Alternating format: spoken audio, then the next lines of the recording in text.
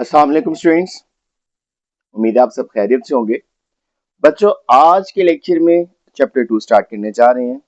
तो चैप्टर 2 की basic basic definitions जो पेपर पॉइंट ऑफ व्यू से बहुत इंपॉर्टेंट है, पहले वो कवर करेंगे। फिर छोटे छोटे क्वेश्चंस हैं जो पेपर पॉइंट ऑफ व्यू से बहुत इंपॉर्टेंट शॉर्ट क्वेश्चंस हैं।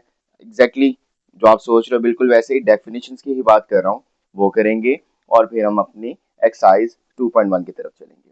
चैप्टर का नाम है क्वाड्रेटिक इक्वेशंस एंड इनइक्वालिटीज।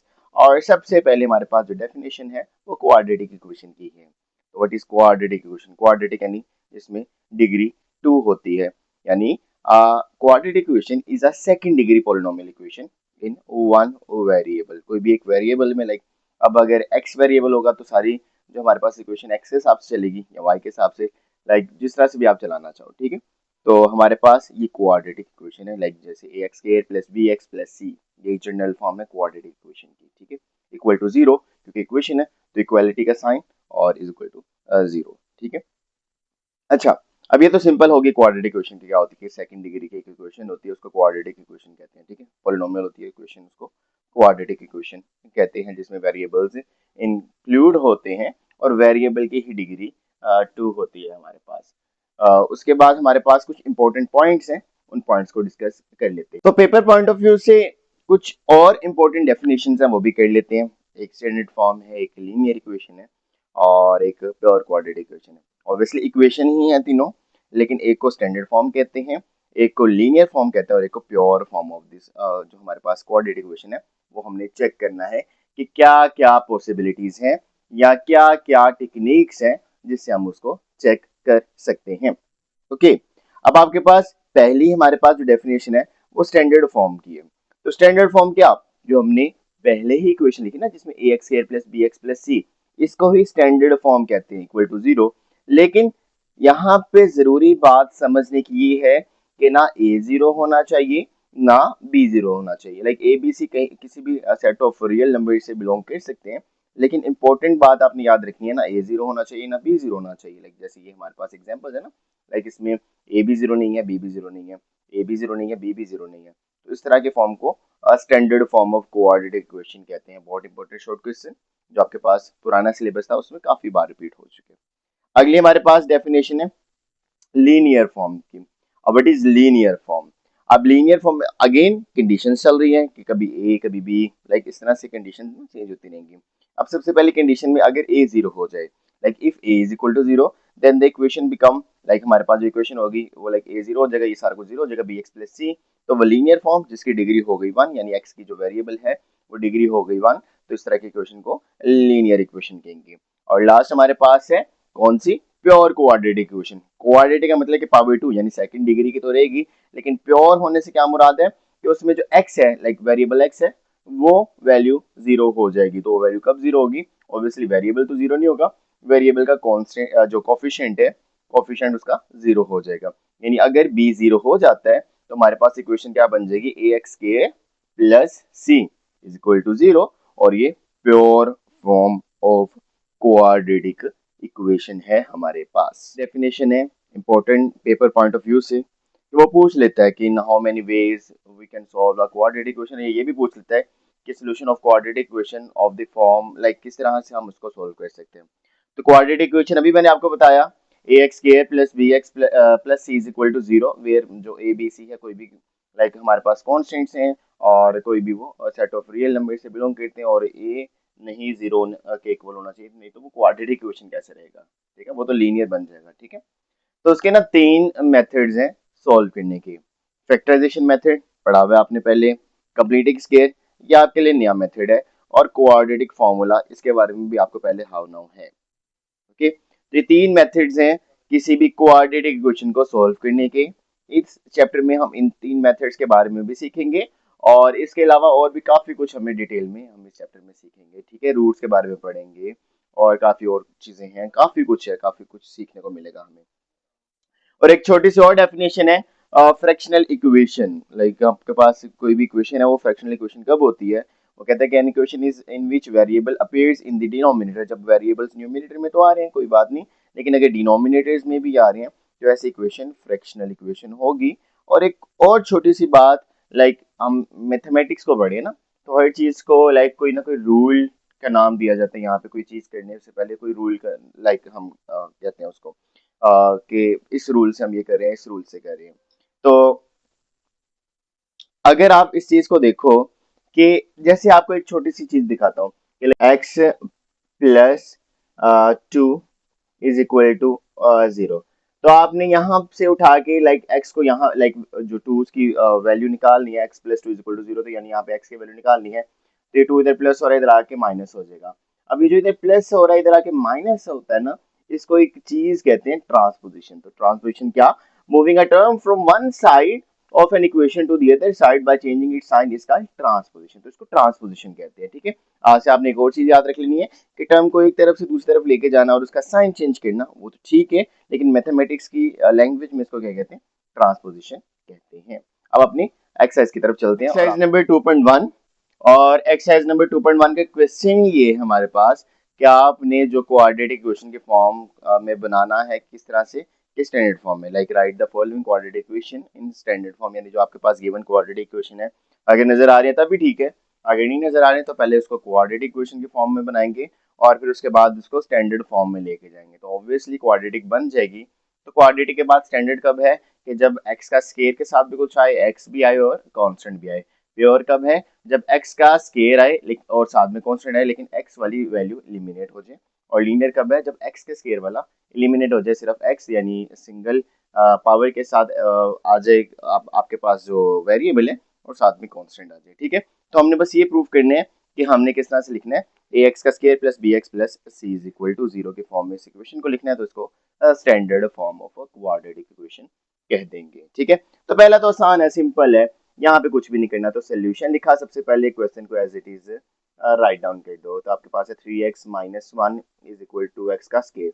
तो क्वाड्रेटिक क्या है, ए एक्स का square plus B X plus C is equal to 0। ठीक है, तो सारी वैल्यूज उठा के इधर ले आओ।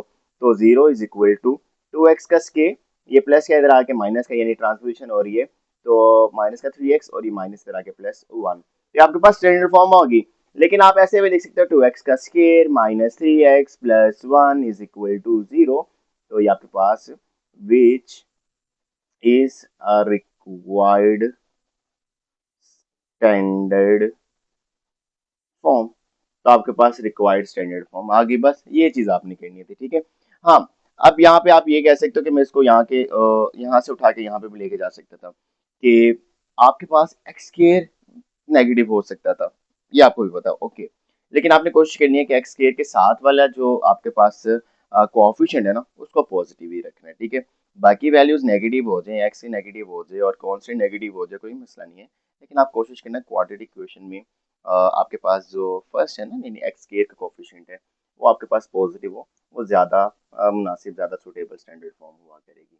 ओके, अब आपके पास पार्ट नंबर 2 है, मैं पार्ट नंबर 2 पहले राइट कर दूं। 2x into X plus 1 is equal to 4 into 2x plus 3, और मल्टीप्लीकेशन कर लेते हैं। 2x को x से मल्टीप्लाई किया 2x का स्क्वायर प्लस 2x को 1 से मल्टीप्लाई किया 2x इज इक्वल टू 4 2 जार 8x प्लस 4 3 जार 12 आपके पास आ गया। अब आपके पास ये वैल्यूज उठा के इधर ले आओ, ट्रांसपोजिशन ऑब्वियसली साइन चेंज करनी है। 2x का स्क्वायर प्लस 2x, ये प्लस के इधर आके माइनस का 8x हो जाएगा, और ये प्लस के इधर आके माइनस का 12 इज इक्वल टू 0 हो जाएगा। अब x के तो आपके पास नहीं है, तो लाइक मजीद 2x के एज इट इज आ गया, प्लस माइनस माइनस बड़े वाले के साथ माइनस का साइन है माइनस 6x, और माइनस 12 इज इक्वल टू 0। तो आपके पास ये रिक्वायर्ड फॉर्म तो आ गई, लेकिन अगर आपने इसमें से कुछ कॉमन लेना है, कि देख लो कुछ कॉमन नजर आ रहा है, कुछ कॉमन ले लो और रिक्वायर्ड आपके पास स्टैंडर्ड फॉर्म बना लो। तो 1 2 2 3 जार 6 और 2 6 जार 12, यानी आपके पास 2 कॉमन आ सकता है, अंदर क्या बच गया x के, और 2 3 जार 6x और 2 6 जार 12 इज इक्वल टू 0। अब आप 2 इधर मल्टीप्लाई और इधर आके डिवाइड होगा, तो x square minus 3x minus 6 is equal to 0 by 2। तो आपके पास x square minus 3x minus 6 is equal to 0। तो आपके पास रिक्वायर्ड, आपके पास स्टैंडर्ड फॉर्म आ गई, विच इज रिक्वायर्ड स्टैंडर्ड फॉर्म। यानी आप अगर तीनों वैल्यूज में कुछ कॉमन आ रहा है, उसको कॉमन भी ले लेना, और उसके बाद उसका जो आंसर है वो आंसर लिख देना। लेकिन अगर दो वैल्यूज में कॉमन आ रहा है तो कतन ये पॉसिबल नहीं है कि दो से कॉमन लो और तीसरे से कॉमन लो, और ऐसा नहीं करना, ठीक है। अगर तीनों में से कॉमन आ रहा है तो ले लो, लेकिन अगर दो में से आ रहा है तो उसको छोड़ दो उसके हाल में, ठीक है।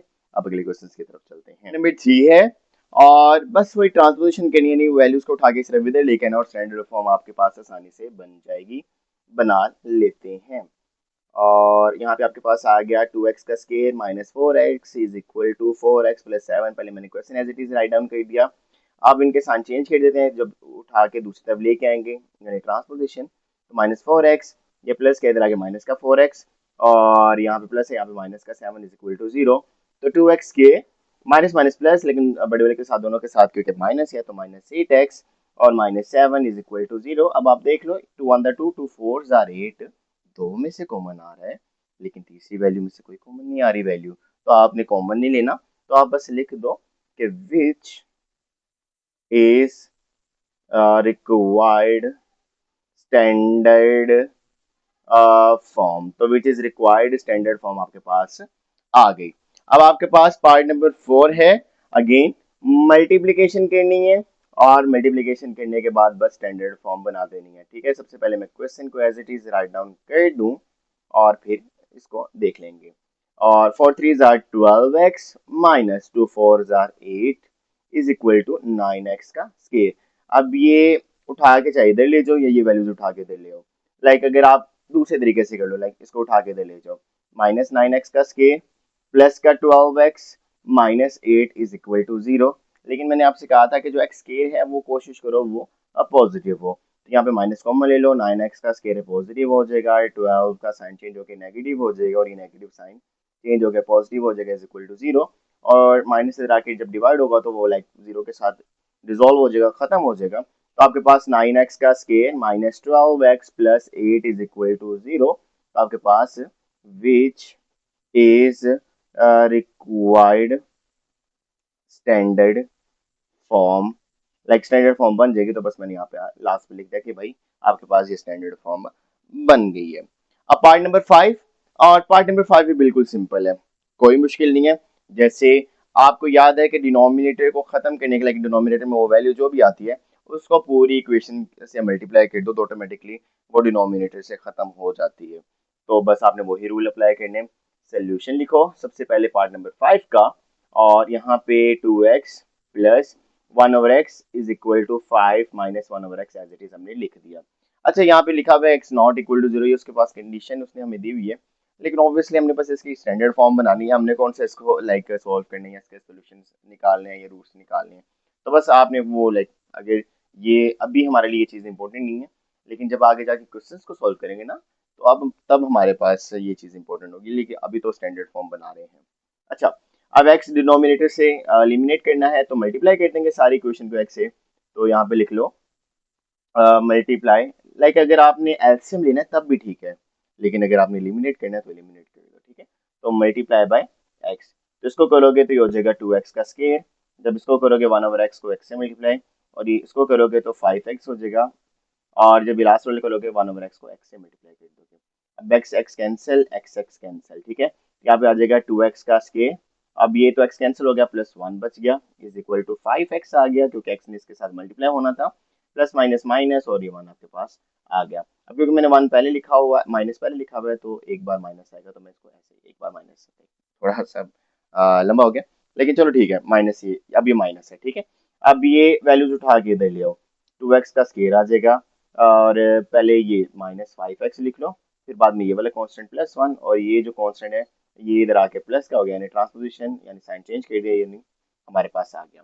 तो 2x का स्केयर माइनस 5x और plus plus plus plus 2 is equal to 0। Again इन दो वैल्यूज में से कॉमन आ रहा है, लेकिन वो 5 है वो कॉमन नहीं आ सकता, तो बस ये आपके पास which is required standard form आपके पास आ गई, ठीक है। अब इसका लास्ट पार्ट पार्ट नंबर 6 देख लेते हैं और उसके बाद हम फैक्टराइजेशन की तरफ चलेंगे। अब पार्ट नंबर 6 है, यहाँ पे इक्वालिटी का साइन है, लाइक यहाँ पे अगेन कंडीशन है 0 और 20 नहीं आना चाहिए, ठीक है 0 और 20 नहीं आने देंगे। लेकिन बात यह है कि क्रॉस मल्टीप्लिकेशन तो आपको आती है ना, कि लाइक यहाँ से यहाँ मल्टीप्लाई और यहाँ से यहाँ मल्टीप्लाई, तो क्रॉस मल्टीप्लिकेशन कर देंगे और हमारे पास ये क्वेश्चन भी सॉल्व हो जाएगा। जैसे आपके पास 6x plus 6 over 20 minus X is equal to 1/x आ गया। तो अच्छा यहाँ पे मैंने जगह नहीं छोड़ी, ठीक है। क्रॉस मल्टीप्लिकेशन x को 6x प्लस 6 से मल्टीप्लाई और 1 को 20 माइनस एक्स से मल्टीप्लाई, तो x को इससे मल्टीप्लाई किया तो 6x का स्क्वायर आ गया, प्लस x को 6 से किया तो 6x आ गया हमारे पास, 1 को 20 से किया 20 आ गया, प्लस माइनस माइनस x आ गया और वैल्यूज उठा के दूसरी तरफ, तो 6x का स्क्वायर प्लस 6x, ये माइनस के इधर आके प्लस का x और ये 20 प्लस के इधर आके माइनस 20 इज इक्वल टू 0। तो 6x के प्लस 6 और 1 7x minus 20 is equal to 0। तो आपके पास which is required standard form आपके पास। तो अब स्टार्ट करते हैं क्वेश्चन नंबर 2। और क्वेश्चन नंबर 2 की स्टेटमेंट पहले पढ़ लेते हैं। वो कह रहा है solve the following quadratic equation by factorisation method. ठीक है, फैक्टराइजेशन मेथड से इस क्वेश्चन को सॉल्व करना है। फैक्टराइजेशन मेथड को आप एक और नाम से भी जानते हो, मिड टर्म ब्रेक से। आपने अपने चैप्टर जो आपके पास चैप्टर 4 था 9 क्लास का, उसके बाद चैप्टर 2 था 8 क्लास का, उसके बाद आपके पास 7 क्लास में भी आपने मिड टर्म ब्रेक काफी बार इसको सीख लिया हुआ है, अलजबरी की जो आपके पास एक्सप्रेशन थे। ठीक है, अब यहाँ पे भी वही रूल अप्लाई होने हैं, लेकिन बात वही है कि सिंपल से स्टार्ट करेंगे और थोड़ा उसको आगे एक नए लेवल तक लेके जाएंगे, क्योंकि ऑब्वियसली अब 10th क्लास है, जो क्वेश्चन है हम उसको सॉल्व करेंगे। ठीक है, तो अब आपके पास सबसे पहला पार्ट है, पार्ट नंबर 1। वो कह रहे हैं कि X square minus 6 is equal to 0। तो आपने इसको मेथड ऑफ फैक्टराइजेशन से सॉल्व करना है। तो सबसे पहले आपके पास X square minus 6 is equal to 0 आपके पास आ गया। अब मिड टर्म ब्रेक इस तरह से करो कि -6 को लाइक 1, यानी जो 1 क्या है, जो एक्स स्क्वायर का कोएफिशिएंट है उससे मल्टीप्लाई करो तो -6 आए। लेकिन -x को इस तरह से तोड़ना है कि मल्टीप्लाई करके -6 आए, लेकिन प्लस माइनस करके माइनस का 1 है, तो 3 2 आर 6। ये तो आपको सिंपल पता है, आपने पहले भी इसके ऊपर क्वेश्चंस काफी किए हुए हैं। एक्स के minus 3x plus 2x minus 6 is equal to 0।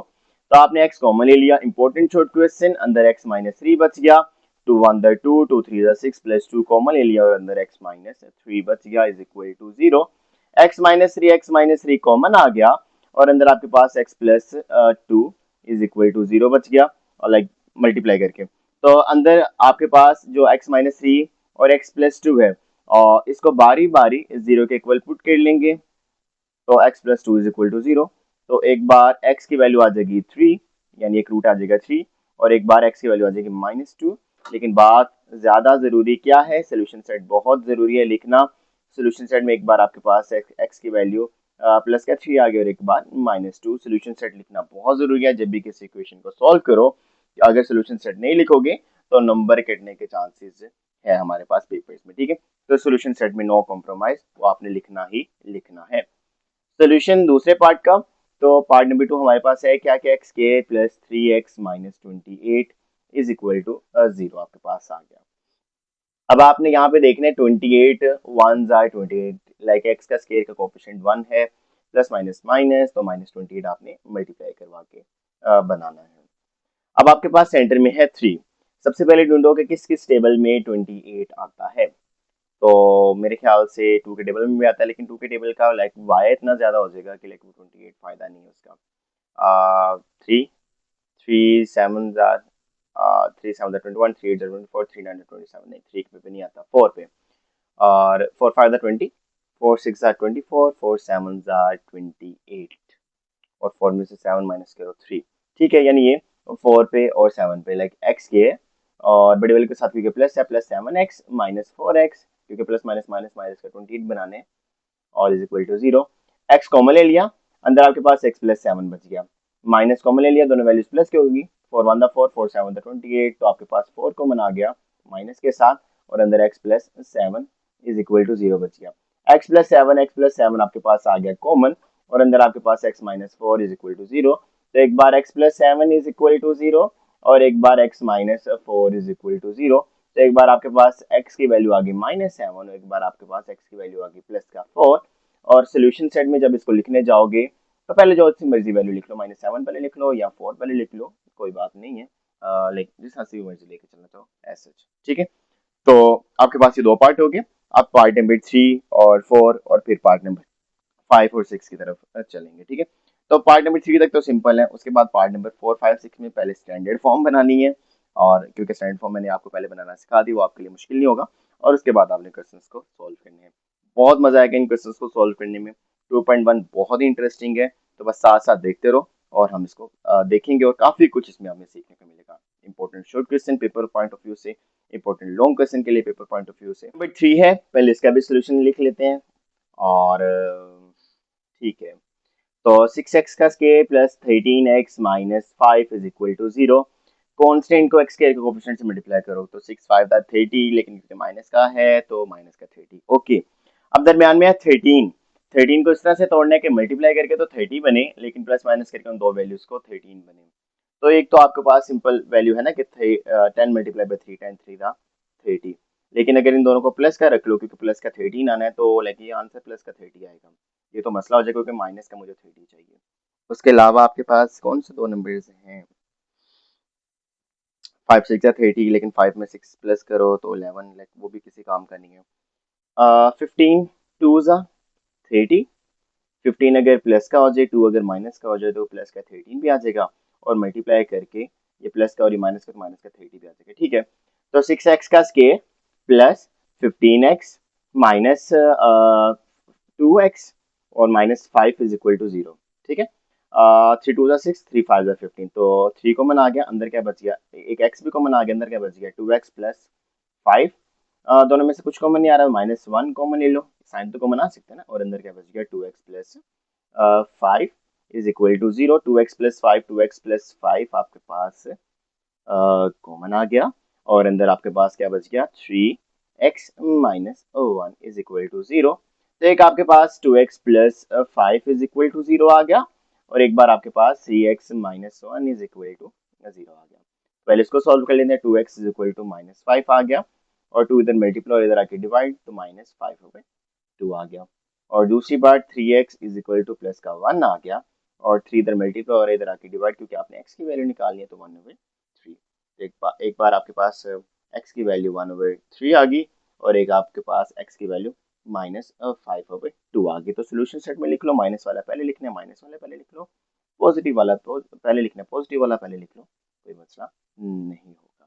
-5/2 और 1/3 इसके सोल्यूशन सेट में इसका आंसर आ गया।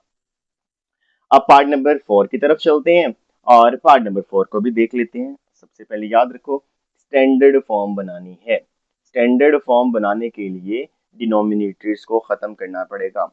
डिनोमिनेटर में क्या है 2, और अभी थोड़ी देर पहले क्वेश्चन नंबर 1 में मैंने आपको सिखाया डिनोमिनेटर खत्म करने के लिए उन डिनोमिनेटर की वैल्यूज को मल्टीप्लाई करवा दो, तो ऑटोमेटिकली वो डिनोमिनेटर्स खत्म हो जाएंगे। तो आपके पास x के -3/2 x इज इक्वल टू 9/2 है।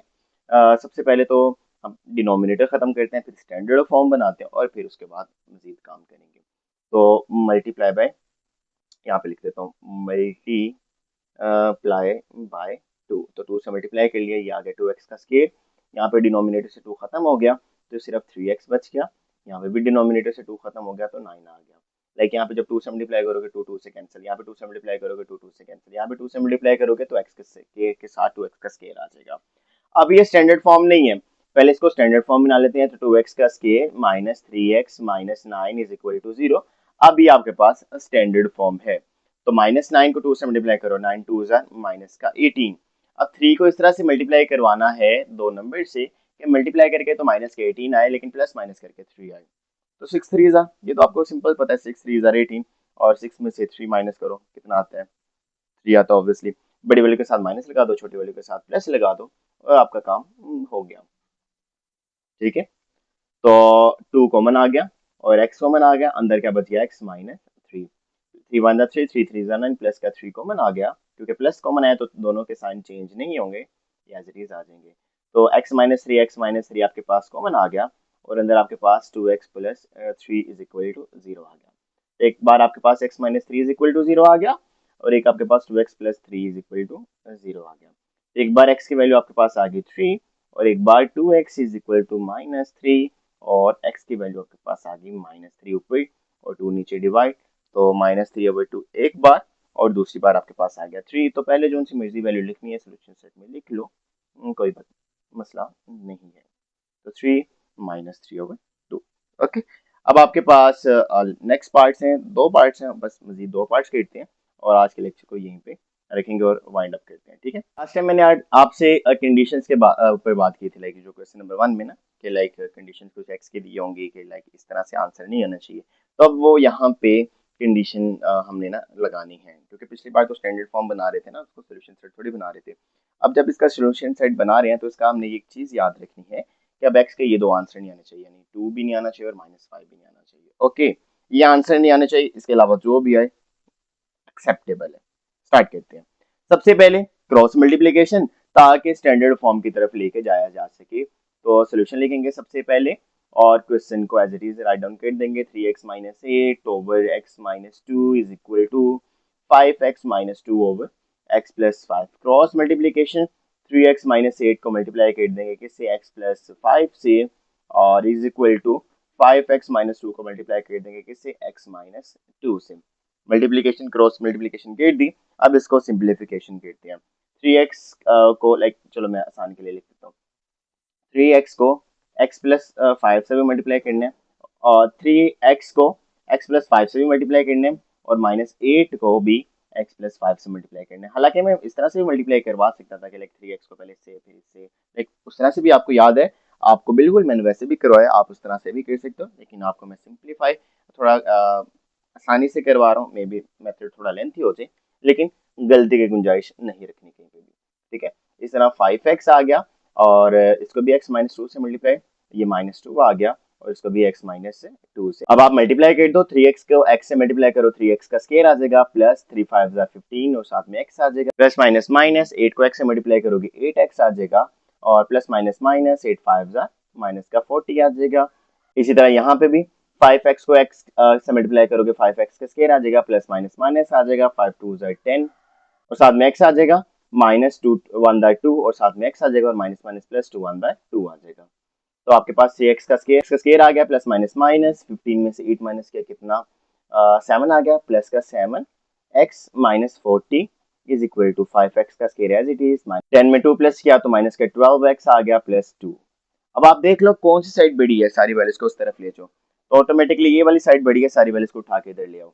तो इक्वल टू 5x का स्क्वायर, ये प्लस का इधर आके माइनस का ट्रांसपोजिशन कह रहे हैं, -12x, ये प्लस का 7 इधर आके माइनस का 7x हो गया और प्लस का 2 और ये प्लस माइनस का 40 इधर आके प्लस का 40 हो गया। तो आपके पास 0 इज इक्वल टू, यहाँ पे 5 में से 3 माइनस किया 2 एक्स आ गया और माइनस माइनस प्लस और माइनस -12 और -7, तो आपके पास आ गया -19x और प्लस 40 में 2 प्लस किया तो आपके पास 42 आ गया। आसानी के लिए कर लेते हैं कि 2x का स्क्वायर -9x प्लस 42 टू 0 लिख लेते हैं। ठीक है, अब इसको ना 42 को पहले 2 से मल्टीप्लाई करवाते हैं। अब पहले 42 को ना 2 से मल्टीप्लाई करवाते हैं और फिर अगली बात हम करते हैं। ठीक है, तो 42 को मल्टीप्लाई करवा ले 2 से, तो 42 को 2 से मल्टीप्लाई करवाने के बाद आपके पास 84 आया।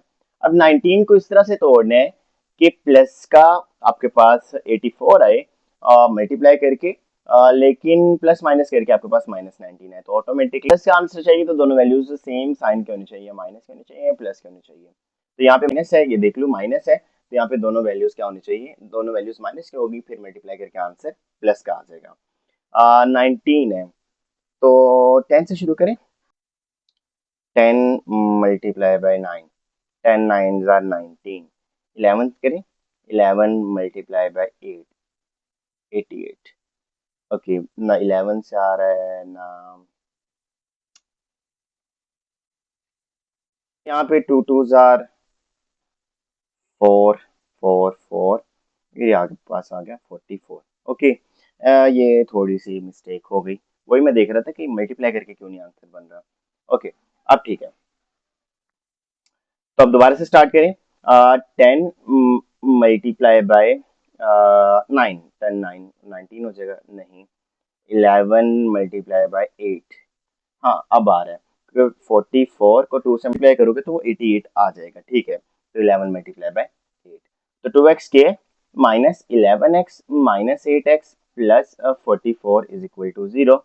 2 कॉमन आ गया, x कॉमन आ गया, अंदर क्या बच गया, 2 कॉमन आ सकता है? ऑब्वियसली नहीं, क्योंकि ये 11 है, तो यहाँ पे 2 कॉमन नहीं आ सकता। तो यहाँ पे सिर्फ x कॉमन आएगा, अंदर क्या बचेगा, 2x -11, और माइनस कॉमन आ गया, और 4 2 आर 8, हाँ ये 4 पे हो सकता है, तो 4 कॉमन आ जाएगा, और अंदर 4 2 आर 8, साथ में x आ जाएगा, और क्योंकि माइनस कॉमन आ गया, माइनस का हो गया, 4 1 दा 4, 4 1 दा 4 इज इक्वल टू 0, यानी 2x -11, और अंदर आपके पास बचेगा x -4 इज इक्वल टू 0। तो एक बार आपने क्या कर देना है, 2x माइनस, अपने 2x -11 को 0 के इक्वल रख लेना है, और एक बार x -4 को 0 के इक्वल रख लेना है। तो एक बार 2x इज इक्वल टू 11, और x की वैल्यू आ जाएगी 11/2, और एक बार आपके पास x की वैल्यू आ जाएगी 4। तो यानी सोल्यूशन सेट में आपके पास 11/2 और 4 आ जाएगा, और इसको हमने टाइमली देख लिया, लाइक माइनस माइनस प्लस 2 2 4, तो वो उसको मैंने सॉल्व, लाइक उसकी वजह से यहाँ पे ना ये सॉल्व नहीं हो रहा था, तो हमने उसको देख के सॉल्व कर लिया। ओके, तो अब आपके पास पार्ट नंबर 6 है, और पार्ट नंबर 6 को भी सॉल्व कर लेते हैं, कोई मुश्किल नहीं होगी, बस आपने 1 और -3 इसका आंसर नहीं लेके आना। जैसे यहाँ पे 2 और -5 नहीं लेके आए, देखो 11 और 4, 11/2 और 4 लेके आए हैं, और यहाँ पे भी ये दो आंसर नहीं लेके आने, बाकी जो मर्जी आज कोई मसला नहीं है। तो यहाँ पे क्रॉस मल्टीप्लिकेशन नहीं हो सकता, क्योंकि दरमियान में माइनस है, अलबत्ता एलसीएम लिया जा सकता है, तो एलसीएम के मेथड से इसको करेंगे, ठीक है। 1/35, तो एलसीएम लेने के लिए डिनोमिनेटर को सेम करना पड़ेगा। डिनोमिनेटर यहाँ पे x+3 है, यहाँ पे x+3 है, यहाँ पे x+3 नहीं, यहाँ पे x-1 है, यहाँ पे x-1 नहीं है, तो इसके भी न्यूमिनेटर को x+3 से मल्टीप्लाई कर देंगे, और डिनोमिनेटर को भी x+3 से मल्टीप्लाई कर देंगे। लो भाई ये सेम हो गया। अब इसके भी न्यूमिनेटर को x-1 से मल्टीप्लाई कर लेंगे, और डिनोमिनेटर को भी x+3 को x-1 से मल्टीप्लाई कर देंगे। लो भाई ये भी हो गया सेम। तो यहाँ पे आपके पास इसका ओवरऑल एलसीएम क्या आ गया, आपके पास एलसीएम आ गया x-1 इंटू x+3। अब ये सॉल्व हो सकता है, तो सिंगल डिनोमिनेटर के साथ x-1 और x+3 ऊपर इसको मल्टीप्लाई करोगे तो x+3 एज इट इज आएगी, प्लस माइनस माइनस x आ जाएगा, माइनस माइनस प्लस 1 आ जाएगा। अब प्लस का और माइनस के कैंसिल, 3 में 1 प्लस किया आ गया 4, और नीचे आप मल्टीप्लीकेशन करवा लो, x को x से मल्टीप्लाई किया, x का square, plus plus plus 3x plus minus minus 1x minus plus minus 3 is equal to 1/35। अब आप देख लो 4/x के plus 2x, like plus minus minus 2x, बड़ी वाले के साथ प्लस है इसलिए प्लस लगाया, तो और माइनस यहाँ पे 3, 1/35। क्रॉस मल्टीप्लिकेशन आती है, 35 को मल्टीप्लाई कर लो 4 से, और 1 को मल्टीप्लाई कर लो x के प्लस 2x माइनस 3 से। अब क्रॉस मल्टीप्लिकेशन करने के बाद देख लेते हैं क्या हमारे पास आंसर बनता है। तो 35 4 35 2 70, 3 1 5 140, ठीक है। तो आपके पास आ गया 140 इज इक्वल टू x का स्केयर प्लस 2x माइनस 3, ये प्लस के इधर आके माइनस का हो जाएगा, तो 0 इज इक्वल टू x का square plus 2x minus 3 minus 140। तो आप इसको लिख सकते हो 0 इज इक्वल टू एक्स का स्केयर प्लस 2x माइनस 143, या आप लिख सकते हो x का square plus 2x minus 143 is equal to 0। Okay, अब आपने 143 को इस तरह से तोड़ना है, लाइक माइनस 143 को x स्केयर से मल्टीप्लाई किया तो माइनस 143 मल्टीप्लाई करके आ गया। हाँ, 2 को इस तरह से तोड़ना है कि मल्टीप्लाई करके 143 आए, लेकिन प्लस माइनस करके 2 आए। ओके, यहाँ पे माइनस है, यानी एक वैल्यू के साथ प्लस होना चाहिए, एक वैल्यू के साथ माइनस होना चाहिए। ओके, तो बड़ी वैल्यू के साथ प्लस, छोटी वैल्यू के साथ माइनस, और उसका डिफरेंस होना चाहिए 2 के साथ। ठीक है, कर लेते हैं। अब यहाँ पे देखो आप, अगर मैं 10 मल्टीप्लाई बाई 8 करूँ, ठीक है, फर्क 2 का है, ठीक है, नहीं 11 मल्टीप्लाई बाई 9 करूँ, नहीं 12 मल्टीप्लाई बाई 10 करूँ, नहीं 13 मल्टीप्लाई बाई 11 करूँ, ये भी नहीं। क्या हो गया, 13 मल्टीप्लाई बाई 11, ये चाहिए ना, 143 चाहिए, ये तो हो गया 143, और 13 में से 11 माइनस करो, ठीक है, तो आपके पास हो गया, तो x के प्लस 13x बड़ी वाले के साथ प्लस, छोटी वाले के साथ माइनस, इसलिए मल्टीप्लाई करके माइनस का आंसर आ जाएगा, और x आपके पास कॉमन आ गया, अंदर x प्लस 13 बच गया, माइनस 11 1 11 11 13 143, एंड 11 कॉमन आ सकता है, अंदर x माइनस है, क्योंकि माइनस कॉमन ले लिया तो ऑटोमेटिकली प्लस का हो जाएगा, 13 is equal to 0, x plus 13 आपके पास कॉमन आ गया, अंदर आपके पास x minus 11 is equal to 0 आ गया, और x प्लस 13 एक बार 0 के इक्वल, और एक बार x माइनस 11 0 के इक्वल। तो एक बार x की वैल्यू माइनस 13 आ गई और एक बार x की वैल्यू 11 आ गई, तो देख लो सोल्यूशन सेट में 1 और माइनस 3 नहीं आया बल्कि माइनस 18 और 11 आ गया। और आपने मेथड ऑफ फैक्टराइजेशन यूज करके सबसे पहले आपने लाइक उसकी क्रॉस मल्टीप्लिकेशन करवाई, उसके बाद आपने स्टैंडर्ड फॉर्म में लेके गए और उसके बाद फैक्टराइजेशन मेथड यूज करके सोल्यूशन सेट में आंसर बना लिए। और आज हमने चैप्टर नंबर 2 की 2.1 की जो आपके पास क्वेश्चन नंबर 1 है स्टैंडर्ड फॉर्म और क्वेश्चन नंबर 2 है फैक्टराइजेशन की मदद से क्वाड्रेटिक इक्वेशन को सॉल्व करना सीख लिया कुछ इंपॉर्टेंट डेफिनेशंस के साथ।